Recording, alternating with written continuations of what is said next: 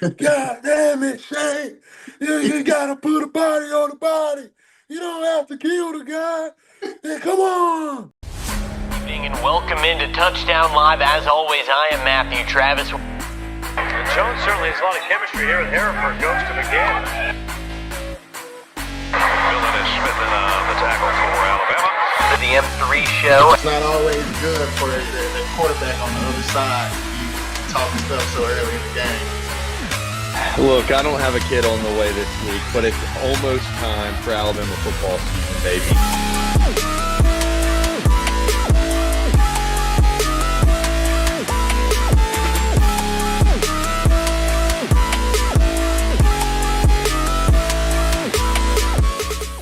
Well, welcome to episode 11 of the M3 show. A special guest this week. We're joined by Shank, Alphonse Taylor, a two-time national champion, played at Alabama from 2012 to 2016. No Mac this week, but I think we made up for it with you, Shank. Oh man, I appreciate y'all for having me on, man. Missing our boy Mac. I got some big shoes to fill here, man. So I'm excited to get it going tonight. Let's do it. That's right. And speaking of big shoes to fill, Donnie Lee last week, we had him on last week.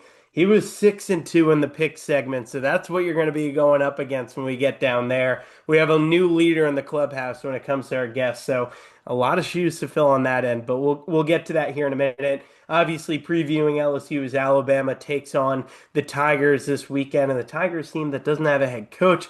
But before we get into that, Alphonse, every single week that we have a guest who played at Alabama on the show, we have to ask about the good, bad, and ugly. Josh talked a lot about his stories. Slade had a good story. Christian had some good stories. I know you were on it at one point or another during your playing career, and you're laughing now, so I know there's something that's coming to mind. What is your best good, bad, and ugly story when you guys were going over film on those Mondays? Oh man, I think my favorite one is so this is when I first started getting a little playing time as a young buck.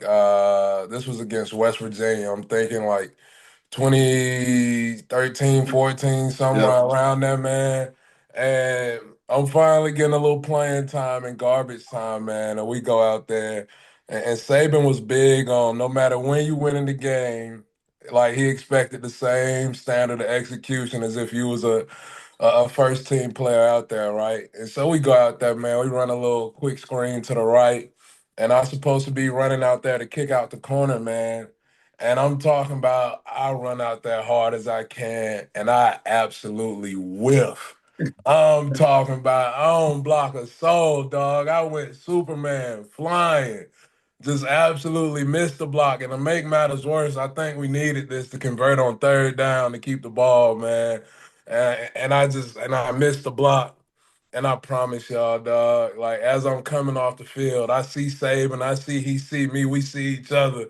And I just see his hands in the air, he moving, you know what I'm saying? He irate. I can't really hear him, right? But the closer I get to the sideline running off the field, the curse words get louder and louder. God damn it, Shane. You gotta put a body on the body. You don't have to kill the guy. Yeah, come on. And I'm talking about, man, that went on from the minute I stepped off the field all the way to the bench, man. I just had to walk and take it the whole way. Man, I mean, that's like one of my first times like getting on the field, live action, and I go out there and miss a block in that situation. And you would think it's still first quarter the way he was chewing me out when I was coming to the sideline, man. And that's one of my favorite stories to tell because it's just like, golly. And you know what I'm saying? You go through all that to finally make it here. And you just like So going into that film study, I can only imagine you're sitting there waiting. Here I come. Oh man, yeah, man.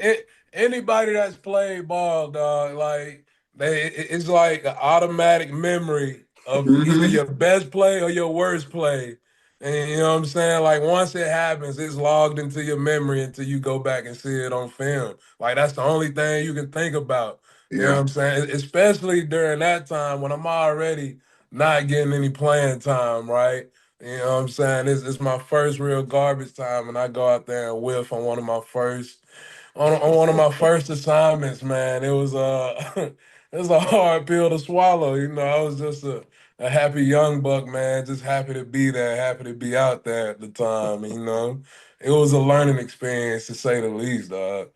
Well, I the want to good harp on news it too is, much, but like yeah. you know who your offensive line coach was, Mario Cristobal, of course. Oh, So oh. please tell me. I would love to know, like when he put that clip on when you were in individual meetings, like what did he say? Like what was his feedback to you? Man, you know it's crazy. Crystal Ball ain't chew me out as bad as Saban did. And you know what I'm saying? 'Cause Saban put the clip on in front of the whole team. Like when we go to that team meeting, we do the good, bad, and ugly clips. He put it Yeah. on in front of the whole team. Showed everybody how I whiffed on the block, man.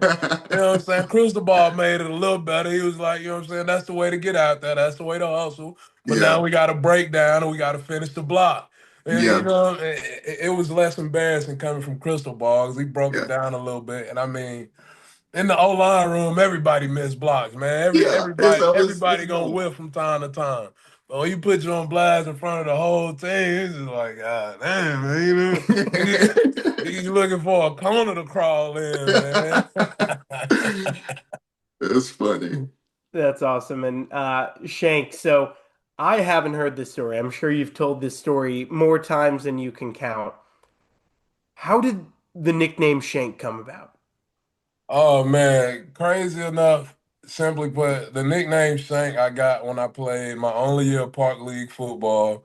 I played for J.R. Thomas Boys and Girls Club. And it was one of my Park League coaches, man, that gave me that nickname. So it wasn't originally Shank. It was Ham Shank. You know what I'm saying? It was Ham Shank. And so as I got older, I went to school with a lot of kids I played with, man. The name stuck with me. And it made its way all the way to Tuscaloosa, all the way to the point where Saban didn't even call me Alphonse. He called me Shank. Man, and basically once he started calling me that out in the open in the media, it was stamped, man. It was all over the place, and so I'm stuck with it now. That's And pretty funny. it's your social media handle, it's everything now. So when did you shed the ham in Ham Shank? Oh man, I said luckily I said the hamstring part after I stopped playing park league football because it went from hamstring to big shank, and depending on who you ask, there's different variations of shank out there, man. You got shankopotamus, for instance. That's what my close people like to call me. They call me shankopotamus sometimes, man. It done grew into a lot of different variations at this point. My friends, they call me Shankadelic. Don't ask me how I got that one. Yeah, but yeah, man, it's a name it's become a staple for me now, man. It's part of the brand for sure. Yeah, I got a little heat in the group chat because full transparency, I my freshman year was 2018. I grew up a Duke fan. I didn't follow college football too much because I was a Duke fan and Duke sucked at college football. So when Christian, who our producer Christian Sykes, said I can get you guys Shank, I said who's Shank? And I got a lot of heat. So I apologize. And I also said Alphonse earlier when you got on. So, but now I know. Now I'm cultured. I know, and I'm gonna call you Shankopotamus and what was it, Shankadelic? Now I'm in the know. Let's keep those on the low, man. We got to keep it the shank. We got to keep it professional, man. Cause Shankadelic is a totally different person if you catch my drift. You know what And I'm there's saying? one But other story I have to ask about. what you It's got? between you two. I've heard about Super Smash Bros. What Oh was going man. on? Who is better at Smash Bros? Oh Well, man. so you know I how it got goes. an answer for you, but it ain't gonna be the answer that you expect, man. You want me to tell you who was the one at Smash Bros? Who? Who was that? Jonathan Allen. No, he is not. Why you Yes, he gotta say was. this? Jonathan used to whoop ass with Kirby on Smash Bros. Man, he used to cheat with Curry. That Hey, was like a little cheat code player. don't make me call Brandon Green and get him on here, man. Cause Call him that's the where we used to green. be at, man. We used to be deep at Brandon Green house playing Smash Bros, dog. And John Allen used to make his way through the house with Kirby. I cannot lie to you. Look, it was a lot of good battles. It was a Man, lot of good battles. and I'm gonna admit it, man. I'm really not up there in the Smash Bros. Ranks, dog. You know, I'm bottom tier compared to them guys. They got me beat there. I'm more of a 2K Madden guy, man. You know what I'm saying? I'll take 2K. They did me bad in Smash Bros. Not that I'm bad. I just think they some sweats, to be honest.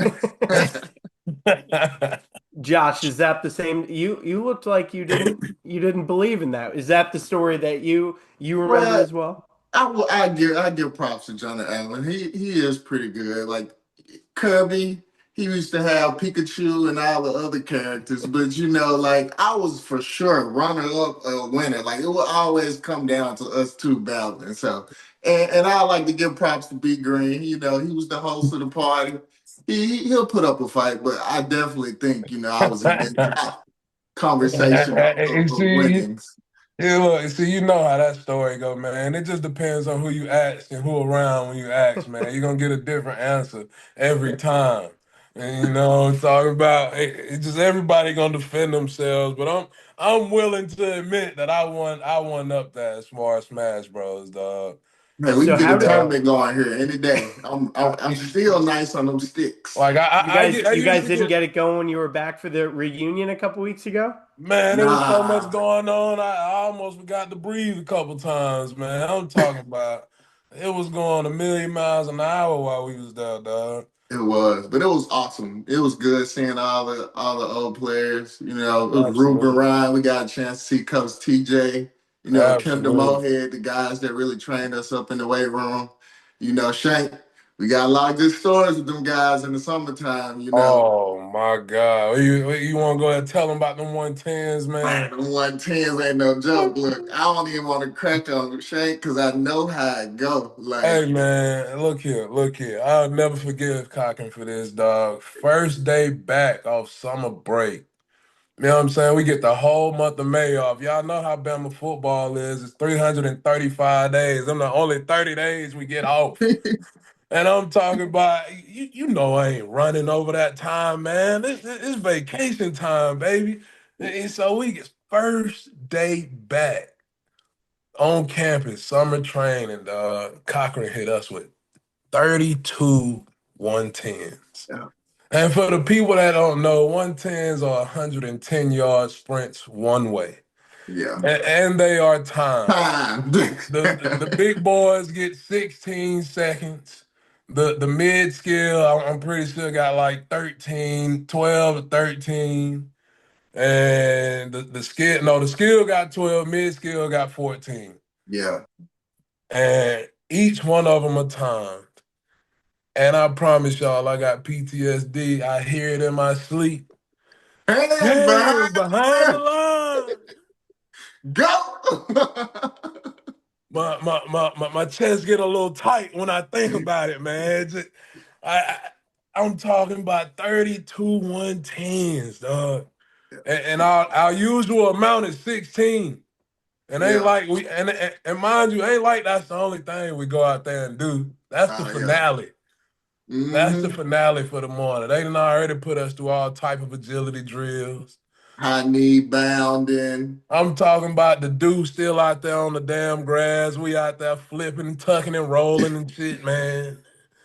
He just and just to do us that way, man. I look back on it and I think that all of us had some type of mental illness. Oh, for sure. I think we was crazy during the whole process. Like I look back on it and I think like how did I get through that? Like the mental toughness and the games that they would play with us to Man, make you break. And I get it now. I feel like mentally I'm so strong. Now that I've been through that in my life, I don't feel like it's nothing. Like I really felt like when I was there, I could run through a wall and I could make it through concrete, whatever. Still, absolutely. I felt like I could do it all. And no, that's a fact, man. It forced you to what they used to say. I always say, man, you get comfortable being uncomfortable. For And, you sure. know, that just became a part of who we were. It became ingrained in us, man. Because ain't no point in complaining. You can't run Yeah. from that work. Mm-mm. Everybody getting that work, man. It didn't matter if you was a lineman, the water boy. They was busting their ass during camp. You know what I'm saying? The trainers. Everybody out there getting that work. So ain't like you can complain. Like, look Yeah, around. You a cog in a machine, and the machine ain't stopping for nobody, man. So you either get in where you fit in, or you gonna fall off. for sure. And, For sure. and we done seen our fair share of people come and go, man. But it took you to go to a special place, man. Like you really had to want that. You really had to want to be in that with them people more than anything in the world in that moment, man. Man, because we really did put ourselves through some crazy stuff. You know what I'm saying? And I'd do it all over again. I don't have no regrets. Speaking Nah, of crazy stuff, like we used to run 110s, and then after we get done with those 32 110s, go straight in the weight room and have squat days. Shank, how much weight did you have on your back? I know sometimes you got on this squat rack, and it's the thing, like when you walk in the weight room, the first two squat racks on the row, that's for the heavy. Those for the heavy squatters. right, If you ain't doing 600-700 plus pounds, like Shane has so much weight on that bar that it would actually bend. man. Like it, and when he come up, I'm like, No, man, you oh got my me god. confused with them Bradley Bozeman type characters, dog. You got me confused. Hey, look, I did my fair share of weight for sure. But I promise you, watching Bradley Bozeman lift, dog, it was like watching a phenomena happen in real time. Yeah, I just didn't understand how he came in as a freshman, moving the type of weight he can move, dog. yeah. He just like when I came in, it was a little acclimation period. I realized I was just big. I wasn't really strong yet. You know what I'm saying? But then Bradley Bozeman came in, and I was like, damn, that's what strong is right there. Well, going off of that, we've seen the videos of Jalen Hurts. What was he Oh, like when it came to squatting?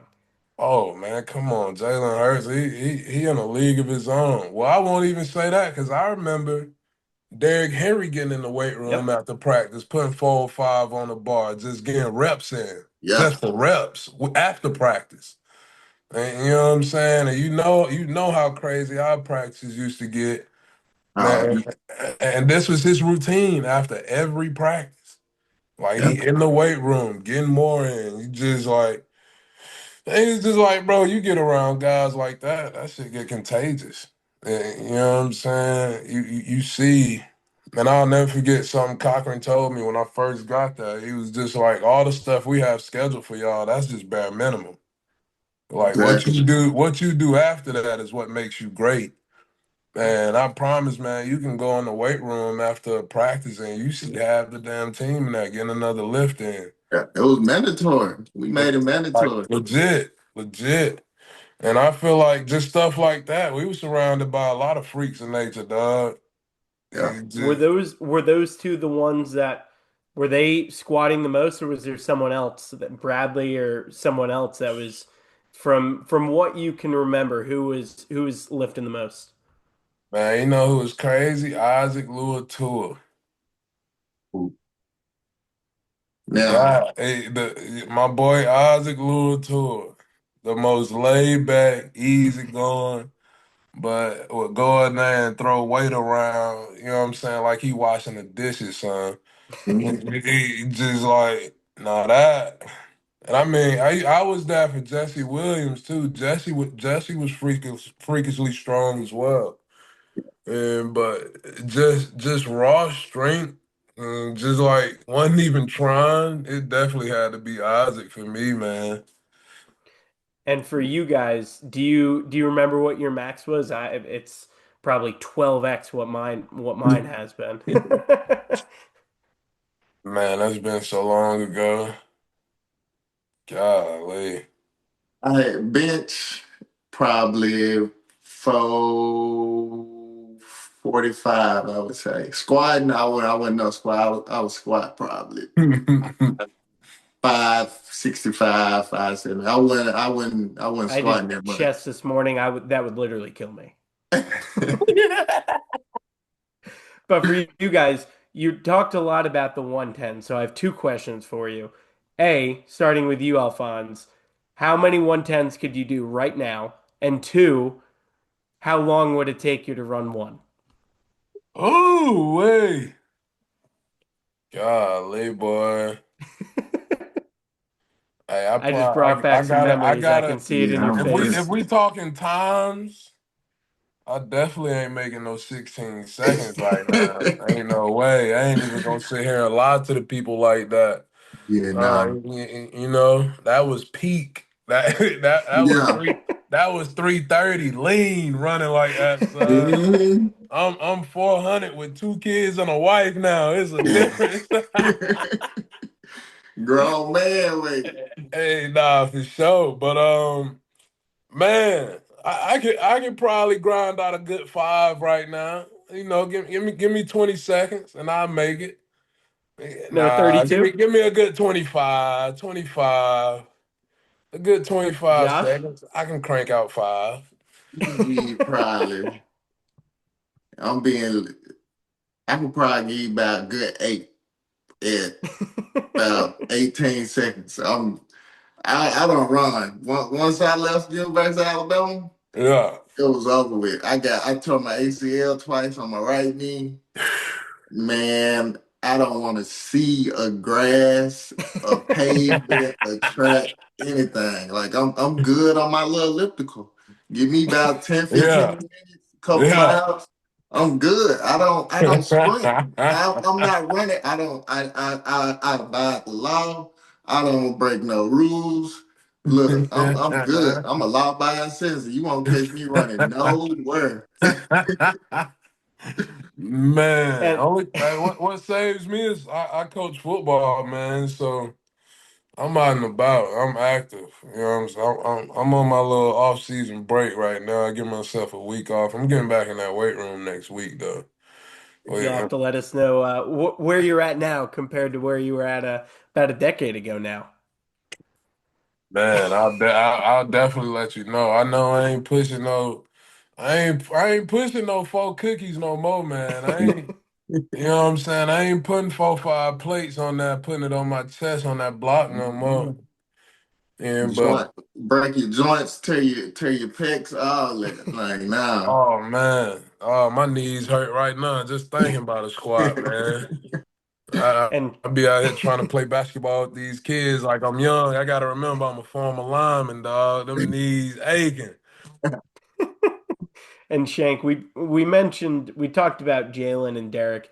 You blocked for some star-studded players who are still. I mean, Jalen just won a Super Bowl. A lot of them. Derek Henry is still doing his thing. Obviously, Josh Jacobs. Who just talk about the memories blocking for all of them, and now seeing them still making an impact all these years later in the NFL. Man, it's really a blessing, dog. It's one of those things that every year I'm away from Bama. Like every year it's been since my career has been over. I just kind of realized just how freakishly crazy Bama was back then. And just some of the things that we were able to do. Um, like playing alongside Derrick Henry. I remember I remember being his recruiting host when we were first recruiting him, dog. And he was on campus and I was his host and I looked at him and I just couldn't believe for the life of me that this dude was gonna be my running back one day. Like I'm looking at him, I'm just like DN, outside linebacker, something. Like running back was not ringing a bell for me, you know what I'm saying? But then later on down the line, I see him in action. I feel inspired. I'm like, oh, we gonna be good. Yeah. You know what I'm saying? I'm just like, oh, we gonna be good. Because it's one of those deals where you watch him operate within a scout team setting, and it's just like, oh nah, he don't even belong over here. He's just like he don't even belong over here. We got to find somewhere for him. And for me, just being around guys like that, man, it's crazy. And because at the time, I really wasn't thinking of just how crazy Derek was. I was fighting for my own spot, man. I was wrapped up in my own bubble, in my own world, just trying to make a way, just trying to get on the field and stay on the field any way I could, dog. Just doing everything I can, you know what I'm saying? I'm 5 a.m. cardio, straight into the 6 a.m. team run, straight into the 8 a.m. lift, from there going straight to class. Look, I'm coming back, getting more cardio in before we hit the field for practice. Man, and that was my life. But then I look back on it now, it's just like that was necessary to be on the field with a player as great as that. Yeah, Like that's the type of work that was required to be a part of a team that was that elite. You know what I'm saying? yeah, And so looking back on it now, it's just crazy. Like Jalen Hurts coming in as a freshman, getting the nod. Like just a true dual threat quarterback. Everybody can say whatever about his passing ability, but always gave us a chance to win. Man, you know what I'm saying? Like 2016, the man had us playing for a national championship as a freshman. as a freshman. And he didn't start out like that. He came in third string. We was like, oh You yeah, feel me? Like, he out the back of the bus. Man, came in after Blake Barnett messed up in the USC game. Rest history. Like, man, just insane. Insane. And it's just like, there's no way, like, when you in the middle of a moment like that, that you can fully appreciate it, dog. And just looking back on it now, like we played with some monsters, some freaks, like arguably some of the greatest players of all time. yeah, Like Yeah, and I that's mean, how drastic that is. And I just think for me it's humbling, man, because I'm just blessed to be able to be a part of something like that. yeah. I'm waiting I'm on just my 30 for 30 call. I'm you waiting. feel me? Like I'm Look, just a kid from Pritchard, Alabama, first generation college grad. You know what I'm saying? And for that to be a part of my journey and a part of my history, and for me to be a part of that, like I've brought my kids to the stadium and showed my name etched in stone under two national championships. You know what I'm saying? Four SEC championships. Like my name is there, their last name is there. You know what I'm saying? Like that's big time, and on top of that, to have one of the greatest coaches of all time, the greatest coach of all time. You know what I'm saying? Like the lore is crazy, man. yeah. The lore is absolutely insane, and I just can't wait till my daughters understand like the full effect of that. Like I was cool as shit, guys. and kind of going off that, like what we heard from Josh a couple weeks ago when you guys are back for that reunion for the Tennessee game, getting honored for the 2015 national title. But for you, you just mentioned it, seeing your name at Denny Chimes, etched in stone, and two national championships, four SEC titles. Bringing your kids back there now, I will never have any idea what that feels like. Bring us through like the sense of pride you get when you're walking the Walk of Champions. I was part of that national championship, that SEC title. What is that like for you? Man, it's huge because so like for me, 2012, I was just on the team for that national championship. Yeah, freshman, no way I was gonna get any playing time. Got moved from defensive line. I came in as a nose guard, got moved to offensive guard, and I'm just learning. You know what I'm saying? I appreciate. I'm appreciative of that for sure. But then you fast forward to 2015, I've earned a spot and just all the accolades we were able to achieve. And just me being able to put my name on a piece of that, just a small claim to that. You know what I'm saying? Because everybody will be able to talk about the Alabama dynasty, this, that, and the third. You know what I'm saying? But it's different when you were a part and you actually earned your keep in that dynasty. You get what I'm saying? And like for me, just to go back in the complex and I look at that Joe Moore award and my name is one of those names on there, and I'm just like, damn, like that's crazy. Mhm. Like that etched me in stone right there. Like every time from here to the end of time, every time somebody sees this trophy in Alabama's complex, my name is a part of that. Man, that's huge for me, man. And I'm usually the most laid back, nonchalant guy, but it's just like you think about how big that is at a university like that, and just how small my beginnings are, and just how insignificant I really am in the grand scheme of things, because so many people come and go. So many people are a part of that and make that go, man, and just my name is etched in stone on a part of that. You know what I'm saying? Like that's massive to me. That's massive to me. And I'm just the offensive lineman who running back just so happened to go win the Heisman, and who just so happened that our O line unit was named the best O line unit in the country. It's just 10 years later, you would have told me I'd be telling you something like that, man. I tell you it's crazy, man, because Yeah, I was just a kid that had no type of football dreams and ended up at the University of Alabama. And, I was blessed with an opportunity that I didn't take for granted, man. And that was plenty times I wanted to quit. And just to overcome and just be a part of something that huge, and being able to bring my family back to that and lay my claim to that. I mean, my wife graduated from Bama as well. And so it's just like, there's a lot of pride in that for us, man. Like, it means a little something different to our family. You know what I'm saying? And just for that to redefine my name, my family's name, and my legacy, dog, that's huge to me. And I'm grateful. I'm thankful I get to share that with my girls, and my daughter gets to go to school and brag to all her friends, like, yeah, my dad played at Alabama, and I got to go up there and I seen all his rings and trophies and all this. It's just like, that's what it's about, man. Yeah. I know the kids that's going through it right now don't really understand how deep it is, but you're not always gonna be 18, 20, 22, you know what I'm saying? You're not always gonna be a college kid, and you're gonna have to look back on everything you achieved one day, man, and that's gonna be some stuff that'll be proud of, and this is part of it for me, man. absolutely. And you mentioned the Joe Moore Award, for those who don't know, obviously presented to the best offensive lineman. And you also mentioned Derrick Henry winning the Heisman. He's one of three running backs, two from Alabama, who have won the Heisman since 2000.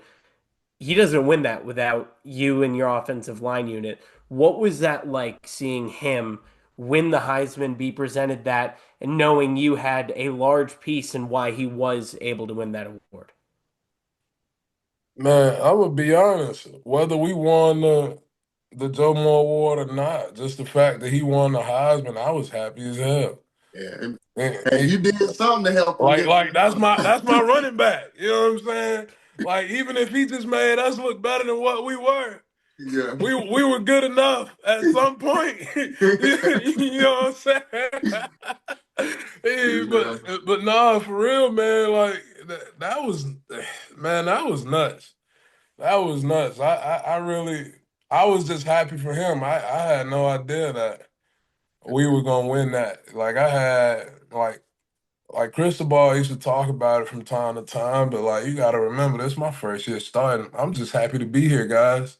Yeah. Like, I'm just happy to finally be able to contribute. You know what I'm saying? I'm just happy to be in this spot. Whatever happens, happens. Yeah. Yeah. And it just all worked itself out, man. But I mean, you go back and look at it, we had Ryan Kelly, one of the best No. centers in college football at the time, if not the best center in college football at the Yeah. time. Uh, Left tackle, you know what I'm saying? You got Cam Pam. over there, one of the best left tackles in college football at the time. And on top of that, you got Derrick Henry back there doing his thing. And that right guard spot wasn't no slouch either, man. You know what I'm saying? If I am mistaken, I led the team in pancakes that year, dog. Like, I Ooh, had 57 knockdowns that year. that's dope. 57 knockdowns. And so I feel like we definitely did our part. We earned our keep. I might have got a few false starts, but don't hold that don't hold that against me. Couple good, bad, and uglies, but that's neither here nor there. Oh, I'm So, good But for a false start. Y'all will hate me today, dog. so Shank, I gotta ask. Like you mentioned, you played with a Heisman Trophy winner. I played with a Heisman Trophy winner. Like what was your favorite team? Like, I played with in 2020. Devontae Smith won the Heisman Trophy. I was on the team in 2015. That 2016 team was, man, a beast of a Yeah, team. yeah. Like, what was your favorite team that you played on in years that you played at the University of Alabama, and why? That's easy. 2015, man.2015. Okay. That's yeah, There was that's no easy. hesitation in that answer. And nah, because don't get me wrong, that 2012 team I was on, like, oh my God. Like you could close your eyes, spin in a circle, and pick a position, and that was probably an All-American there. Yeah. And you know what I'm saying? Like they were stacked, but like I told y'all, when you're a part of earning it, like Mhm. when you got your claim to a piece of something, and y'all got the ultimate goal and we won that national championship, like can't nobody take that from me, man. Yeah. Like 2012, they can say, "Oh, you were just on the team. You didn't Yeah. do nothing. You were just on the sideline, just taking up a seat on the plane." But 2015, hey man, You in the mix. hey, go watch some tape. That's us. It's just I like mean, that's me out there. Like that's us. Like we put in that work, and so definitely 2015, man. And just the fact that it was such a great story, not just for the team, but a lot of guys individually. You look at Jacob Coker, man, just transferred in, was finally given a shot, ends up winning the national championship. Derrick Henry wins the Heisman. Um, you know what I'm saying? It's just you can go across the board and just so many guys overcame so much to be a part of that. And that was just like a redemption story for us, man, because that kick six BS. Boy, that set us up for probably one of the worst off seasons I was ever a part of. Oh my God. Like they had a personal vendetta that off season, all the coaches, but that's another story to be told. But yeah, man, definitely that 2015 team, man. It's just so many lifelong brothers from that team. You know what Yeah. I'm saying? So that'll be the one for me. yeah, absolutely. And you guys did something that year that obviously this year's team is trying to do. You lost versus Ole Miss week 3, and you were still able to recover. You guys only of your 14 wins that year, you guys went 14 and 1, had a Heisman winner, won the inaugural Joe Moore Award, and obviously won the SEC and national titles. Of your 14 wins that year, only one of them was by single digits. Every other win was by double digits. What did that loss do for you guys to recenter and realize we have to get our, for lack of a better term, we got to get our shit together? And what did that loss do for you guys as you went through the season? Because obviously this year's team losing to Florida State, they're trying to do that same thing. Hey man, I think the biggest thing that loss did was close the QB battle down that was going on. Oh yeah, for sure. That's You the know what game I'm that Cooper saying? Bateman started, huh? Yeah, man. Hey, shout out Coop. I love you, boy. But yeah, uh, that QB battle was going on, and Coop and Jake was going at it, man. And we just were never really into a rhythm offensively until towards the end. You know what I'm saying? And it was just a little too late at that point. But I think what that did for us, man, it kind of opened our eyes. It showed us who we needed at the helm as far as a quarterback, and it showed us what our identity as a team was, man. Like, you know what I'm saying? We were a gritty team, a ground and pound team. We leaned on people. We were physical. Our defense was violent, and we flew around on both sides of the ball, and so that became our identity. And so we just started going at people. Like it wasn't about trying to win or lose games. We were just trying to hit people in the mouth. We were just going at people, whether it was on defense or offense. Um, and that became us. We became a blue collar team. Like, was it pretty? No. But did people want to play against it? Absolutely not. You know, we were big up front. And then you got damn 250 in the backfield running downhill at you. You got 330 across the board hitting you in the chest up front. And we just did that over and over again. I remember there were times Derek was getting 40 carries in a game. Man, who the hell want to run that Derrick Henry trying to tackle him 40 times? You don't have a Nobody. headache. You know what I'm saying? And so I feel like after that game, we kind of understood who we were as a team, man, and we all settled in. We all settled in offensively, and we just let it eat. We just were who we were. We didn't try and reinvent the wheel. Lane was still an offensive genius. He found ways to get our guys that needed the ball the ball. But at the end of the day, we ran the ball and we played defense, man. As simple as that. Yeah, and I want to get into this year's team and talk about the LSU game here in a second as well. But last question on that season. What is one memory when you're looking back at the 2015 season when you guys were there in Tuscaloosa a couple weeks ago? And this is for both of you because both of you were on that team. I'll start with you first, Shank. What's one memory from that season that sticks out to you? Man, I got mine.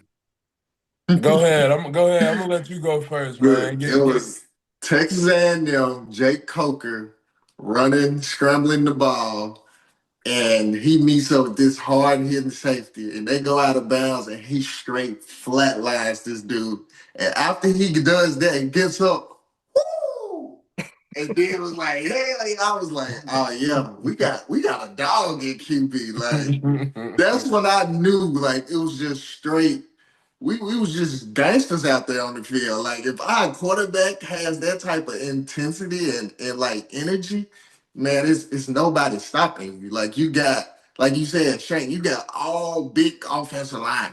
You got yeah, Derrick man. Henry. You got your QB, 230 pounds, 6'5", running over people like that. No doubt. Nobody want to mess with you. Like it's an unfair match. We ain't playing the same ball. It's different ball. People used to say Alabama could beat the worst team in the NFL at times. That's just how good people really thought those teams were.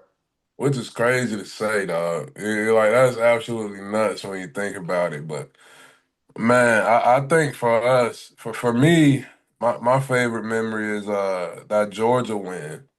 Oh And you yeah. know what I'm saying? Because we were in Athens and everybody just basically counted us out for real, for real. Like everybody was high on Georgia, and we get there and they talking that smack, yap, yap, yap as we come onto the field.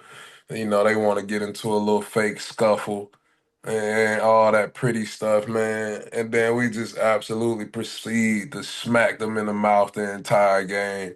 And, you know what I'm saying? We made them like it. Yeah, we just kept going back and smacking them again. You know what I'm saying? Just man, because like I remember that game because I feel like that's the one that put people on notice. Yeah. Like, because Georgia was like one of the only other teams that can match up with us in the Mhm. SEC. I felt like that year, and just the way we just went out there and physically dominated them, man. It was kind of all right, we here now moment. You just like y'all better wake up because like we coming for fist fight every time. Like don't think y'all just gonna hunt us.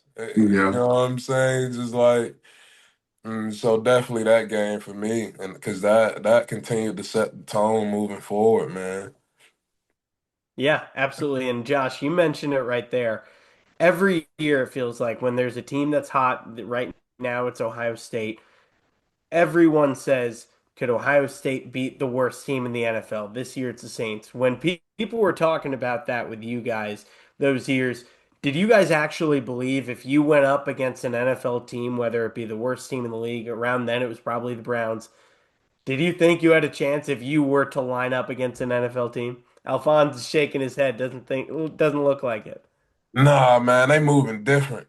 They professionals for a reason. You know what I'm saying? It's just like they ain't in the school or nothing like that, dog. Like they get they whole 24 hours to focus strictly on football.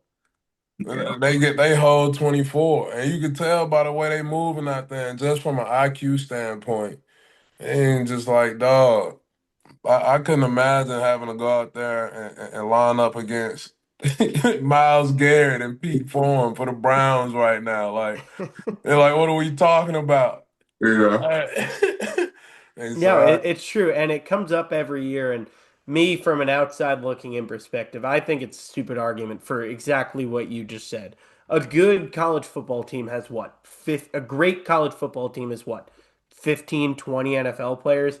If you're going up against the worst team in the NFL, all 53 of them are professional football players. They get paid to do that for a living. So I'm Absolutely. glad you said that because that's the stance I've always taken. I think it's a ridiculous argument, but it's a fun one. But it's interesting for me on the outside looking in to hear it from players. But Shank, I appreciate you joining us, and I know this year you've been watching and you talked a little bit about the Florida State and how you guys recovered from a loss that year. But looking at this year's team, it's night and day from what they were in Tallahassee week 1 in August to where they are now, 7-1, beat four straight ranked opponents. When you're looking at this team, what kind of sticks out for you from the 2025 squad? Oh man, I think they found their identity, man.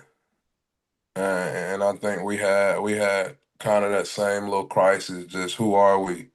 We got a lot of pieces, but how do we make them work all together? And you know what I'm saying? And I think we kind of understand who we are now. Ty Simpson is our anchor offensively. That's without a doubt. I think Jeremy Bernard is our best wide receiver. That's without a doubt. Caden Proctor, I think he's continued to show up game after game. I think that he's been the offensive force that we need him to be on the line. So I think we've gotten our identity, and defensively, man, we're bend but don't break defense. Is that our traditional Bama defense? Not at all. But are we damn good at it? You bet. You bet we are. You know what I'm saying? Like we may give up some yards, but at the end of the day, we make the necessary plays to win ball games. And when you want to make those late playoff runs, that's what it comes down to.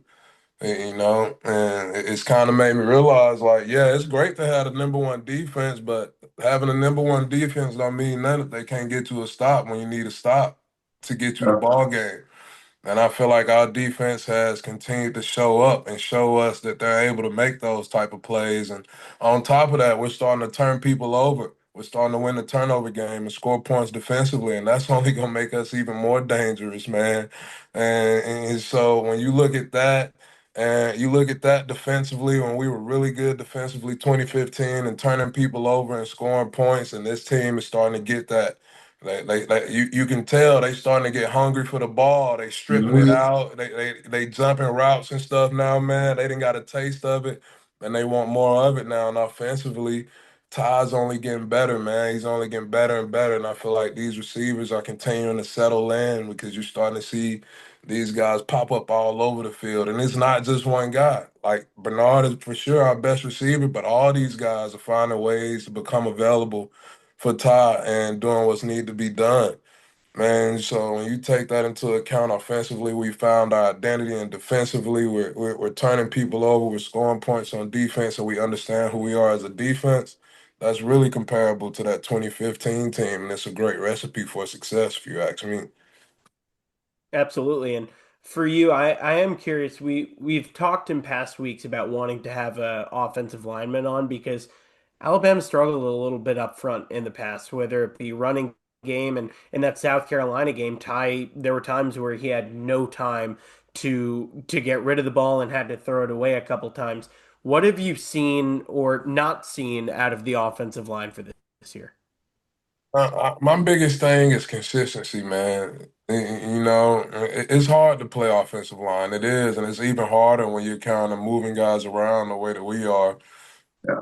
up front because you need time to meld. You got to look to your left and look to your right, depending on where you are, and be able to trust that guy. You know what I'm Mhm. saying? You got to be able to depend on that guy, and it's just when we got so many moving pieces, it makes me feel like that we haven't found that right combination yet.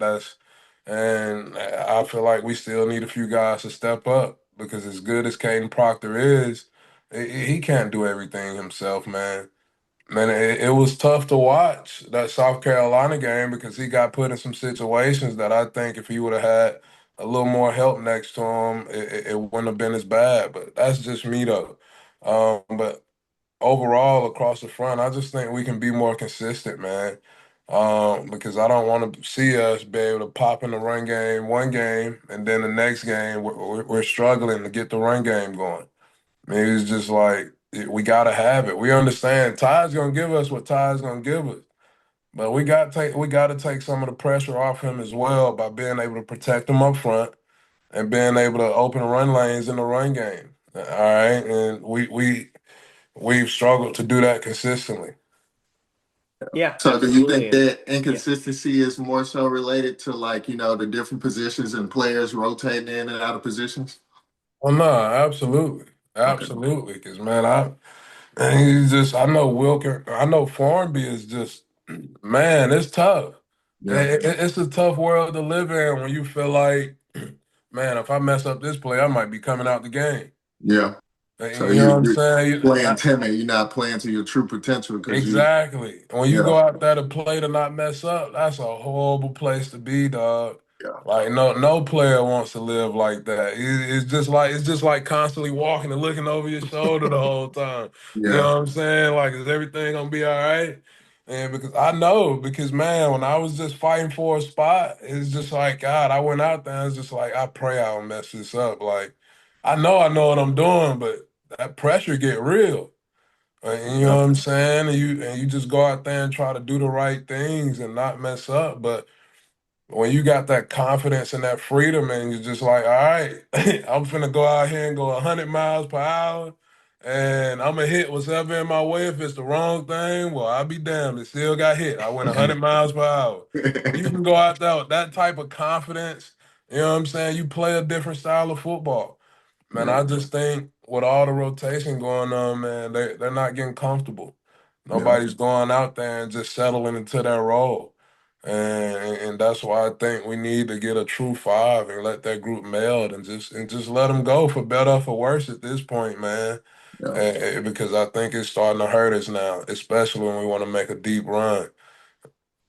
absolutely. And kind of going off that, Alabama obviously coming off a bye going into this LSU game. So if you can remember, Alphonse, a time where maybe you guys weren't playing up to the standard or what you guys expected out of yourself, what would a bye week look like for you guys? Traditionally, it always comes before the LSU game. Obviously, the case this year. So you're laughing. So what would a bye week look like for you guys when you weren't playing to your standard? Count. yeah. Overtime died. It count. And you look at that schedule, your stomach being a knot, and you be like, golly. So You know 32 what I'm just saying? give a 110s? little insight. Like count practices, we'll have 14 periods. First three, 4 periods, you full go. You don't get a water break at all. Like you go through tackling circuit after tackling circuit. You got individual after individual. You Mhm. got some form of like trade drill or good on good competition, and then we kind of break off and we go into our regular periods. And that's like very very high intensity periods. Like you're going either if you're not focusing on the next game coming up, you're going over your fronts, you're going over a whole multitude of things. So it's just very high pace, and you always have to be you know just on attention because you never know the next thing that you're going to get. We normally would do like, okay, the next 3 games of the season we would have to go LSU, we have to go Mercer or some other team, Auburn. So you have to have all 3 of those teams and their formations in your mind at one time and be ready to respond to each and every play that they have in their playbook. So it was just very high functioning thinking all the time, and like kind of just stressful, and you just mentally you're exhausted, physically you're exhausted because Coach Saban is wanting like very very he wants perfection, and like he wants perfect practice. So you're gonna get out there, you're gonna do your job, you gotta make sure you're forming your own land and you're not forming somebody else's land, the saying he used to say. So I mean it was just kind of like stressful, just competing. It's essentially like you're competing mid-season for your starting spot all over again. So I would say it was a time that we weren't really looking forward to, and we were just just trying to be like, hey, look, I'm ready to go knock the shit out of somebody else instead of knocking the shit out of my teammates. Yeah, man. It's just them bye weeks. They weren't rest weeks at all. I'll tell you that. You know what I'm saying? You just weren't sitting around catching up on rest, nursing boo boos and stuff like that, man. We was putting some work in. We was putting some work in, and I feel like that just kind of that's what got us going for the back half of the season, man. You know what I'm saying? Because from LSU on, it's just kind of the gauntlet, really. Yeah. Because you got LSU, you got the Iron Bowl, then you usually got the SEC championships. I know everybody ain't used to planning for those, you know what I'm saying? But we just add those to the normal schedule at this point. You feel me? But you got the SEC championship game going on, and then you don't really get too much time off after that before you go into bowl prep. Yep. And so basically, when you hit that bye week before LSU, if you're trying to make the type of run that we knew we could make, it was like starting a mini season, honestly. Yep. It really was. It was like starting a little mini back half of the season. And so, man, it was a lot of work that went into that week. And so you rather just have like have a Mercer or a Georgia State or somebody coming in to play rather than just have a bye week, dog. 'Cause they used to get creative with how to spend that time. I tell you Yep. that, Too much time for them to think. man, man. Absolutely. And looking at this game, obviously Alabama hosting LSU. LSU has struggled this year. They're 5-3 on the year. Started the year with a win at Clemson. Everyone thought it was a great win. Beat them 17-10 in the South Carolina Death Valley. Since then, they've fallen off, lost two in a row coming into this one. Their last game being a 49-25 loss to Texas A&M. Fired Brian Kelly because of it. And Josh, you were high on Brian Kelly early in the year. Not Was to he failed be, me? not to be, but LSU and now has an interim head coach in Frank Wilson. I worked in Lake Charles for a couple years, got there right after Frank Wilson resigned. He was the head coach at McNeese for 2 years, was 7-11 at McNeese, was 19-29 as a UTSA head coach. They've struggled, have an interim head coach. So I'm curious for you guys when you were players. I don't know if you guys ever went up against an interim coach, but going into a game against an SEC opponent who has struggled in the year, and Alabama has struggled under Kalen DeBoer, has struggled going up against teams who don't have any expectations. Against Vanderbilt, Oklahoma last year, struggled against South Carolina this year, obviously lost to Florida State. So for both the you as players, how would you approach a game like this, going up against an opponent who hasn't met their expectations and is going through everything on their end, starting with you first, Shank? Oh man, I think you got to give them their due respect, dog, because this could end up being a trap game for you. It's simply because a change of leadership can boost motivation instantly. And you know what I'm saying? Just maybe to those guys playing for a guy like Brian Kelly really wasn't worth getting up for. You know what I'm saying? Maybe being under that type of leadership, he just wasn't bringing the best out of those guys. And now some things have changed up. And it's gonna make those guys play a little bit harder now. You know what I'm saying? They're not going to let the new coach down. You know, they like to change the leadership, and it's those type of things that you have to worry about because and teams that come in inspired, man, you got to be scared of wounded animals. People that are backed into a corner, right? They haven't had the season that they've expected to have up until this point. And so in their eyes, they don't have anything to lose, but everything to gain, right?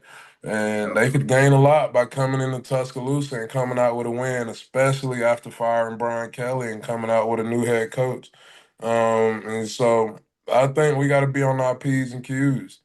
I said that the South Carolina game was a trap game because the thing about the SEC, man, you can't look at these guys' record because SEC teams are going to come to play every weekend, especially teams traditionally good like LSU. You know, they still have a solid team. Mind you, at the beginning of the season, people were expecting Nussmeier to be your Heisman favorite, right? And so when you get stuff like that put on you, that means that they've seen enough. They've seen enough, whether it be potential or just straight out talent, that they expect big things from you. And so given the opportunity, he'll make us look bad. I believe in so we gotta come ready to play. This is not a sleeper game for us at all. It's another big matchup in the SEC that we gotta be ready to play. And Josh, same thing for you. How would you go into a game against a team who hasn't met those expectations so far? Well, I'll go back to what Coach Saban used to always tell us after a bye week. Like, this is not the time of the year to become complacent. Like, you've worked all this, you've done X, Y, and Z to get to this point. Like, you have to continue to keep your eye on the ball and pay attention to the details because, like Shank said, like these guys were 4 and 5 star recruits and went to SEC schools just like us. Like it's the talent is there, the skill is there.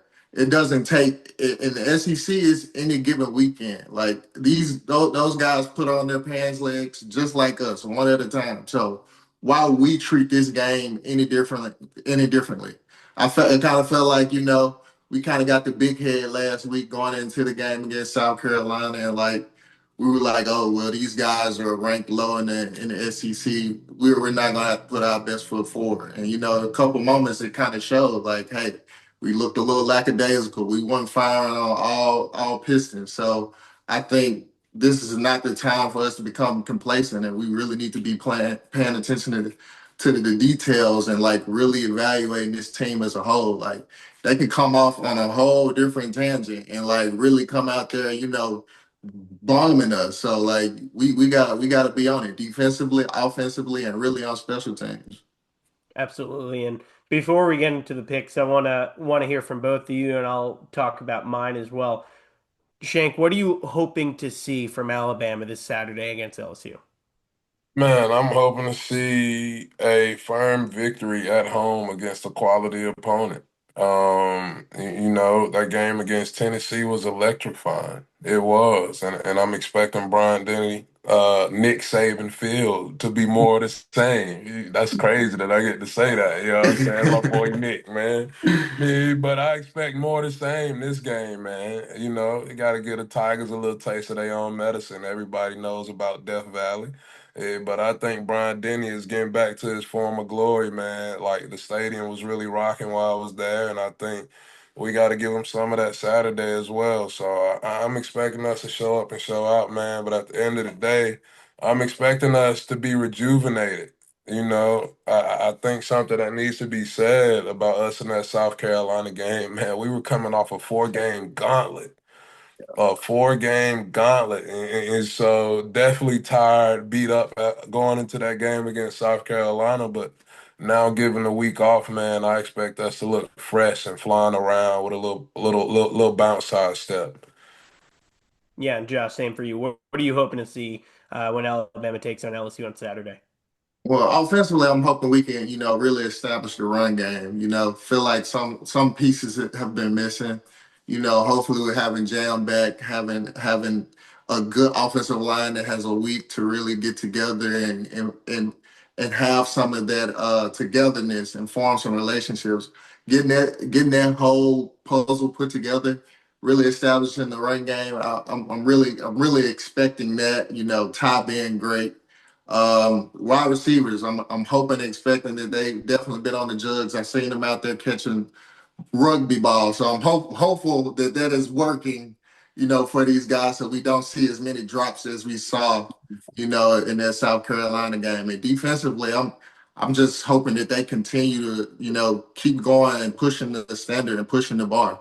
We're getting turnovers, we're getting sacks. I think Quay Russo is slated to be back for this Yep. game, so hopefully getting him into the mix and having that dominant player and leader on the defense and special teams. Like I'm just hoping that we're able to get that block punt, get a return for a touchdown.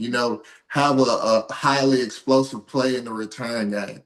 So those are some of the key things that I think that I feel like we were missing. That I feel like we really had a chance to get a chance to work on during this bye week. Yeah, absolutely. And you guys both hit on it. I'm actually going to the game this week, excited to be back in Tuscaloosa, but I I just want to see consistency, especially coming out of the bye week. We saw how they played coming out of the bye against Georgia. Obviously got a win in Athens, and I just need to see more of that. We talk too much about Kalen DeBoer teams going into a game against an unranked opponent and coming out flat. We saw it in our most recent game against South Carolina. We saw it at Florida State. We saw it twice last year. We've talked ad nauseum about that. I want to see Kalen DeBoer and Alabama put that behind them. Come out of a bye week hot, get out to a lead in the first quarter, and as you said, Shank, get Bryant Denny, Nick Saban field at Bryant Denny, get them on their feet and let them stay on their feet. We saw the pick six at the end of the half against Tennessee. Give them moments like that where the fans can stay on their feet and make a difference in the game. I was on the field for the game at LSU last year. It was touted as a college football playoff play-in game. Alabama obviously kicked the crap out of them, winning 42-13. And I have a selfie from the field of the stands completely empty in the third quarter from that game. So that's what I want to see. They have an interim head coach. They have no expectations. They're hoping to ruin your season on your own field. Don't give them any hope. So step on their throats right away and stay on it. And hopefully Ryan Williams, we saw another drop this past week at South Carolina. We saw it earlier in the season. I just hope that's not a talking point when we're going through our good, bad, and ugly next week. I don't want Ryan Williams' name to be mentioned. So, like you said, hopefully he was on the jugs machine catching rugby balls, doing whatever during the bye week, and hopefully that's something we can put behind us. But yeah, I'm just, as you said, Shank, looking to see some consistency on the offensive line and just finish these last four games going into Oklahoma, another revenge game.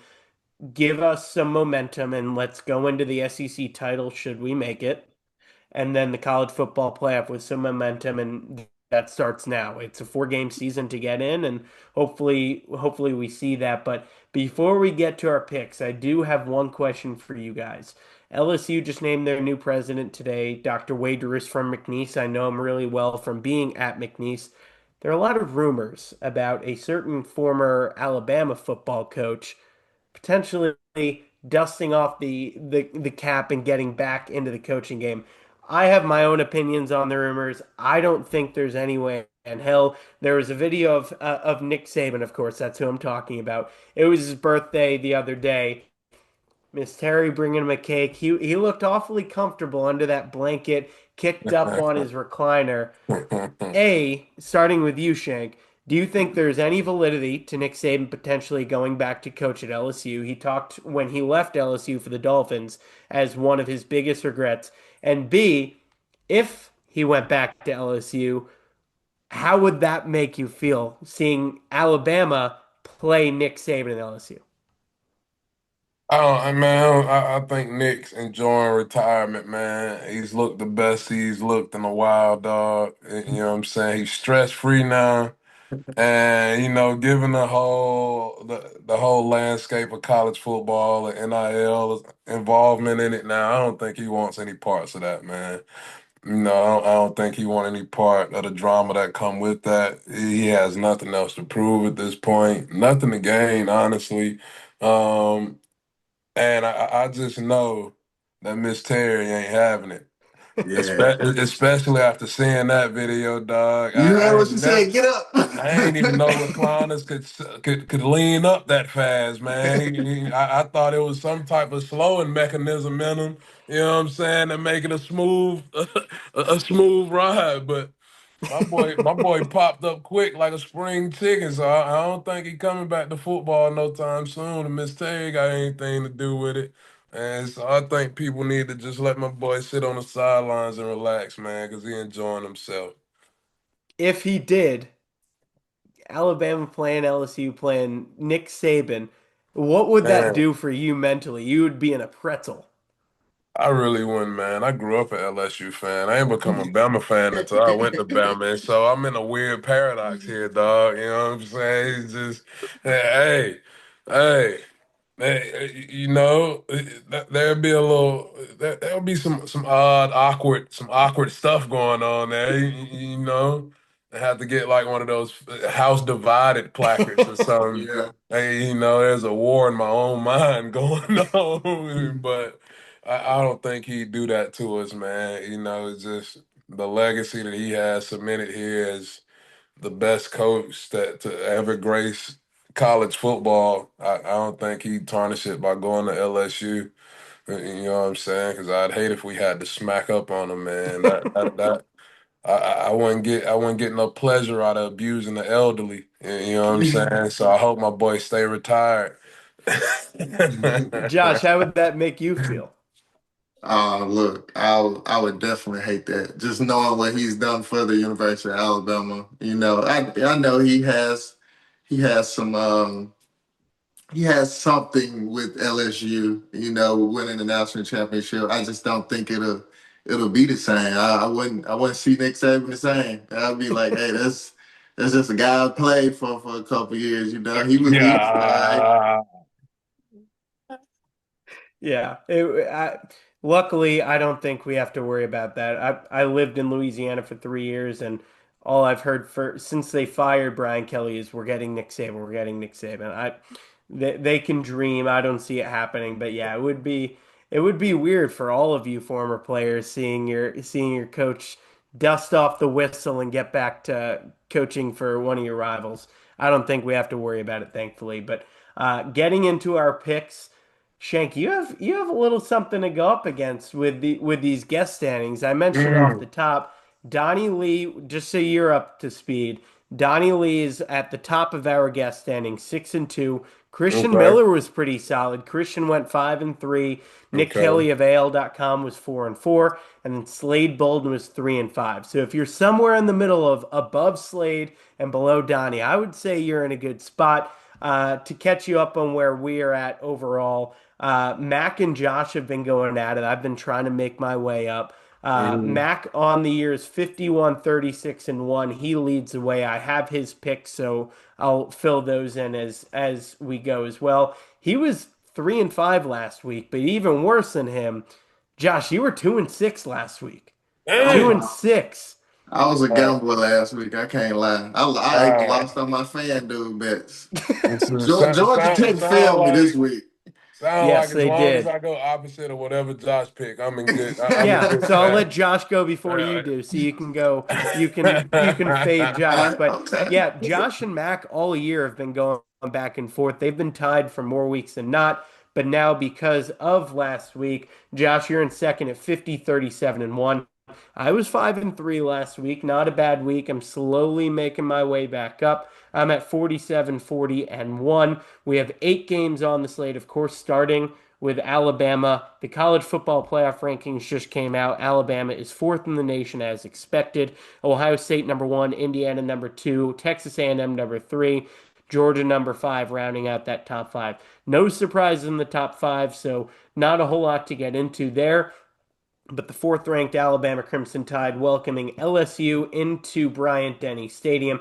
Alabama, a 10.5 point favorite. Mac, of course, went with Alabama. I'm going to go with Alabama as well. I'm 10.5, I don't like. 9.5, I would love. I think it's going to be in the 10 to 14 range, but I'm never going to pick against Alabama. So I'll go Alabama with the 10.5. Josh, what about you? About for the 10.5. I feel like the guys were going to be able to put it together this week and really get things going. And hopefully, it's more like 20. So give me Absolutely. Alabama And for covering the spread. Absolutely. And Shank, just so you know, sorry, I skipped over that. We pick against the spread. We don't do Alabama LSU. all All the picks would right. be the same, and it would be pretty easy to All have a good right. record. So All right. Alabama, a 10.5 point favorite. What do you think? Do they cover the 10.5 versus LSU? I like Bama covering. That's a good spot. 10.5. I feel like we get them by 14 at least. All right. All four of us on Alabama. The next one, Josh, coming up near you. Memphis, 22nd ranked team in the country. This one is actually on Friday night, and this is a pretty big game, especially for the American, looking at teams who could potentially get that group of 6 spot, I guess now for the college football playoff. Memphis at home on Friday night hosting Tulane. Memphis a 5.5 point favorite. Mac is riding with Memphis with the 5.5. I'm gonna go with Tulane to cover the five and a Uh-huh. half on the road, Josh, and I already know where you're going, but say your Look, piece. you can't think that somebody finna come in our trap and take over our trap. Memphis is probably one of the worst places ever to go in the country. They're not walking out of there alive. We taking them. I'm taking them, covering the spread and more. They probably gonna take their cleats and their pants all that after the game. Shank, what do Yeah. you say? I'm rocking with Memphis, man. Yeah, I'm Tell rocking you. with Memphis. You know what I'm saying? Hey, Memphis is my dynasty team. You know what I'm saying? That's who I build my dynasty with on NCAA. Can't lie. So we've moved I on like from that Smash uniform Bros. And we're on. playing college football now. Oh yeah, oh yeah. Hey, you know what I'm saying? If you want that work, Josh, you come find me. I'm on that. But yeah, I'm rocking with Memphis here, man. I think they spread. They got a good thing going this season. Hey, Memphis has been pretty consistent for the past few years, man, as far as For sure. building teams, dog, and they've showed up. And so I'm gonna rock with their campaign on this one. I think they covered. I'm on an island of my own. I'm on Tulane. All three of you are on Memphis. We'll see how it goes. Two more non-conference games before we get into the SEC action.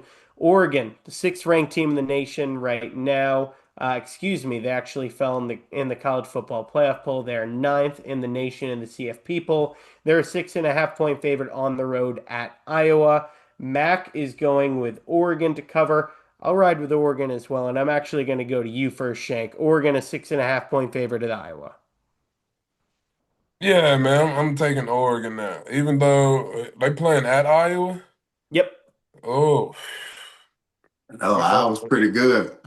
they are, They are, and and playing at they're the Iowa ain't 20th an easy ranked. place to win. Yep, they're the 20th ranked team according to the college football playoff.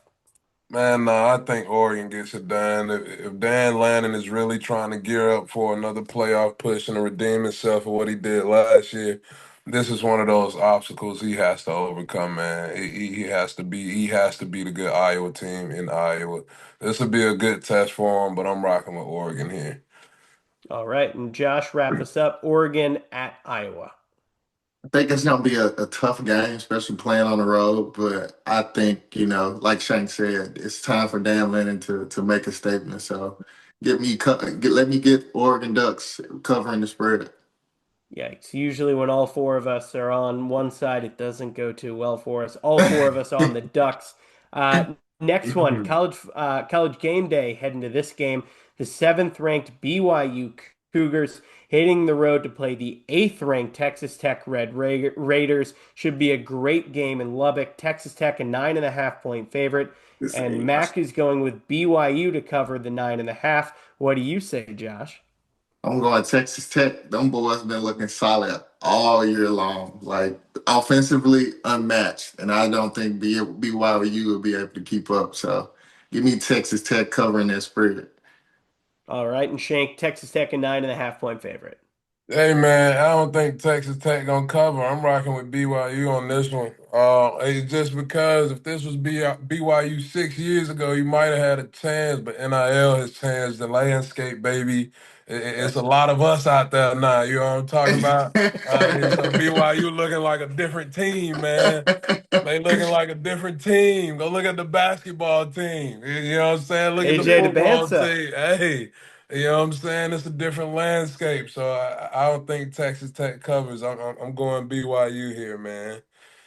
Yeah, I think I'm with you on that one, Shank. I think Texas Tech wins it, but 9.5 is a lot, especially when you're hosting the seventh ranked team in the nation. They're not even throwing the tortillas anymore in Lubbock, so Yeah, I'll man. go with BYU to cover the 9.5. But I'm very excited about that one. I think it will be a great game. Getting into SEC play, Georgia, fifth ranked team in the nation in both the AP and the college football playoff. They are a 7.5 point favorite on the road in Starkville, playing the Mississippi State Bulldogs. Mac went with Georgia to cover against Mississippi State, and I'm going to go with Georgia to cover the 7.5 as well. Shank, what do you think? That's all they giving Georgia is 7.5 That's all they're against giving them. Mississippi Hey, State. Mississippi State played the mess. Well, that was Texas, which They they should blew have it. won. Hey They man, should have They hey, won. blew it. we got to stop giving bad teams too much credit for having flashes of a good game. You know what I'm saying? I would have been all in on Mississippi State had they finished the job. But they didn't finish the job, so I can't be all in on them being a good team. And I think it's disrespectful that the spread is only 7.5 with Georgia. Why? Because Georgia's in the same position we are. It's too late in the ball game to be losing games now, man. All your serious contenders are gearing up for a playoff run right now, and I think Georgia handles this spread easily against Mississippi State. Wow, calling for a bit of a blowout, it sounds like. But Josh, what do you think? I don't know. Georgia didn't look too good against Florida. No, they Like did they were not. definitely playing against their competition. So, and they're playing on the road.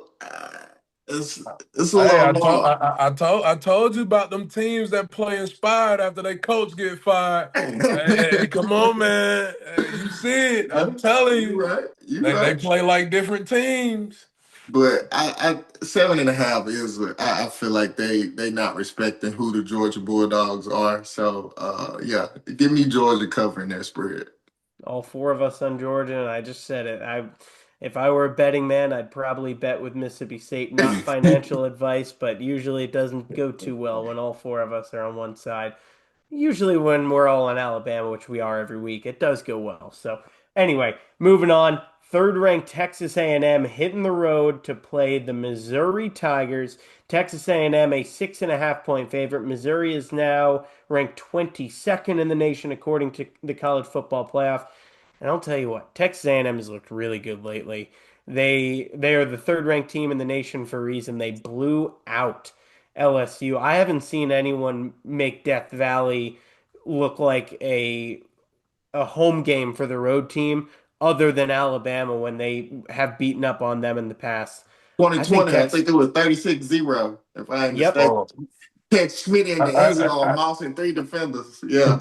I got a question. Is Missouri starting quarterback back? Bo Is he back Prabula, playing? I think if I'm not mistaken, he's back, but I'll look that up right here. But Mac is actually going with Missouri to cover on this one. Uh, the timeline is TBD. It's looking like on Bo Prabula. So good news is what I'm seeing right now, but not quite sure. It doesn't look like he'll be back this week. I'm going to go with A&M to cover the 6.5. I just think they're really good right now. Marcel Reed has been playing his ass off. So I'm going to go with A&M covering the 6.5. Josh, what do you think? I've been with the Aggies all year long, and I don't think I'm gonna stop. So give me Texas A&M covering. Yeah, Shank? man. I don't. I'm going Missouri. I don't think Texas A&M covers. I think they win, but don't sleep on Missouri now. Don't sleep. Defensively, they got a squad. I They give them that. hey they were just a yard short on winning the game on a Hail Mary with the backup quarterback against a ranked team now. And if they get their starters back, I think Missouri's a good team, and I don't have enough faith in Texas A&M because they haven't been good enough consistently for me to just be all in on them. And you know what All I'm right. saying? But Missouri has Missouri's been ranked every year for the past couple years now. They've been putting out good product, and Eli so. Drinkwitz has done a great job up there. Yeah, he has, and so I think, I'm at that point now where I think Texas A&M is about to hit a snag in the season, and I think Missouri's going to be the team to do it to them, man. Well, Josh is now back with us. His Wi-Fi messed up. But Josh, feels like every other week we're dealing with some technical difficulties on your end, but I'm out that's in the okay. cut. I'm in the DMV.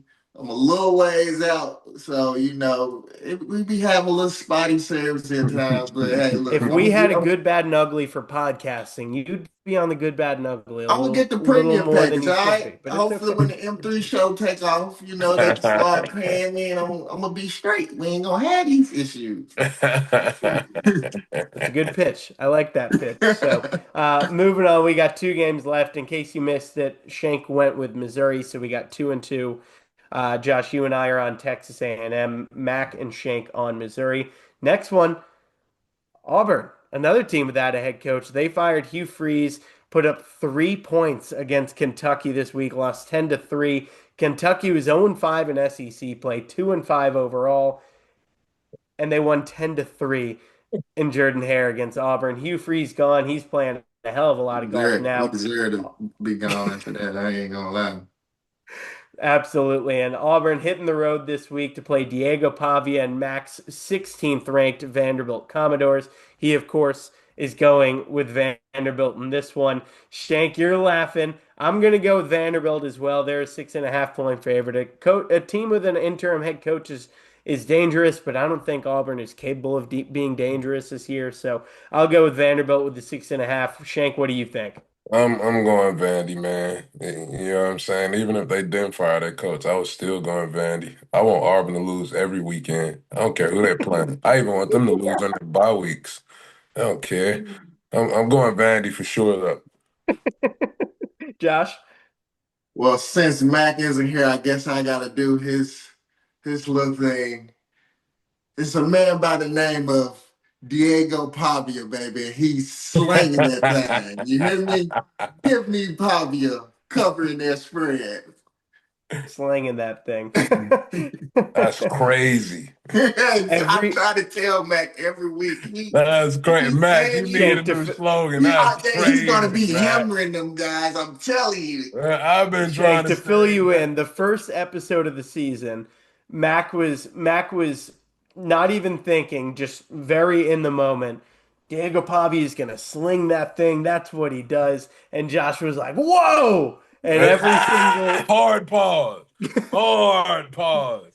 Yeah, and I'm talking every about single week when we bring up the Vanderbilt, it comes confidence, up because he again. know Poppy is slanging that thing. How do you know that, Mac? What's happening here, man? Yeah, I'm telling you. Whoa, He's not here to defend whoa, himself, but tell him about himself. Look, hey, yeah, man. I ain't the only one that felt that way, man. Something we need to talk about, buddy. Hmm. All right. Well, Oh wrapping it man. up, we got one final game on the slate. We just talked about Kentucky won 10-3 at Auburn this past week. This week, they're back home hosting Florida. The Gators, another team with an interim head coach. The Gators are 3.5 point favorite on the road at Kentucky. I'll go with Florida. I think Florida covers on the road. Mac agrees with me on that front. He's going with Florida as well. Josh, what do you have? Florida 3.5 point favorite. I really like what Billy Gonzalez put on tape with against Georgia. So give me Florida. I'm never riding with Kentucky. Hugh Freeze definitely failed me this past week, but I think the Florida Gators will be able to pull it off big this week. So give me them covering the spread. All right, and Shank, wrap us up. Florida 3.5 point favorite at Kentucky. I'm taking Kentucky covering the spread, baby. Uh, Wow. hey man, I got no He's faith trying in to come for Florida. Donnie Lee. I got no faith in Florida. I'm sorry. You know what I'm saying? They fired their coach for a reason. He couldn't get the job done. You know what I'm saying? So look, That's Napier, I, man. hey man, I think it is what it is. I'm calling a spade, baby. And we're on the pod right now, and I'm keeping it a buck. I like Kentucky. They got a little confidence to them, spanking on them Eagles, them Warbird Tigers, whatever they want to call themselves. Kentucky got a little confidence, and Florida not so much right now. And so I like Kentucky showing up to play, man. And so I'm taking the spread with Kentucky. All right, on an island of your own. We'll see how it pays off. Well, Shank, we really appreciate you joining us. This has been a lot of fun to hear about your stories, hear about your time at Bama, and for me to finally hear the story behind the nickname. So I appreciate it. And also let people know what you're doing now. You're doing the Bama Tailgate show, so tell people where they can find that and where they can find you on social as well. Yeah, absolutely, man. So you can find me at Shank50 with two Ks on all my socials. That's Twitter, Instagram. And on YouTube, you can find me on the Bama Tailgate Show with my guy broadcaster Mick Gillespie, man. We cover all things Crimson Tide, and we get into some other stuff on there as well, man. We release a pod here weekly, sometimes twice a week, just covering everything the Crimson Tide does, man. So yeah, give that a like, give that a subscription out on YouTube. Catch me. I'll be back this weekend with my live game updates. I'll be live game updating from the game this weekend. I'll be in Tuscaloosa at the game, man. So I'm excited about that. So yeah, if you see me out and about, give me a shout, man, and just tune in. Appreciate y'all.